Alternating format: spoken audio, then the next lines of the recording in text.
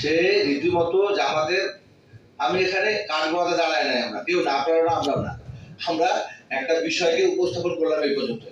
আর উনি যদি বলে থাকেন তো এটা তো আর এটা নিয়ে কোনো জামাত ইসলামের আর কোনো বক্তব্য থাকার কথা না। তবে জামাতের পরিচয় দিয়ে যেন তারা যেন কিছু না করে, নির্যাতন না করে, সেজন্য তারা খেয়াল রাখবে, এটা আমরা আশা করছি। আর আমি আবার বলেছি যে আগামী দিনে বাংলাদেশের মানুষ অধীর আগ্রহে অপেক্ষা করছে।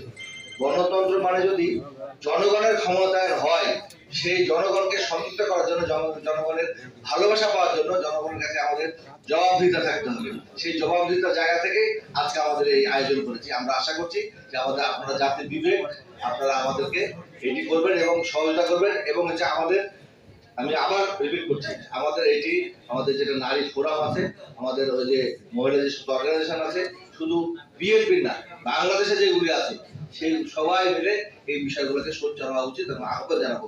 নিশ্চয়ই খুব তাড়াতাড়ি এই সমস্ত বিষয়ে কর্মসূচি ঘোষিত হবে। এটাই আপনাদের মেসেজ। আসসালামু আলাইকুম।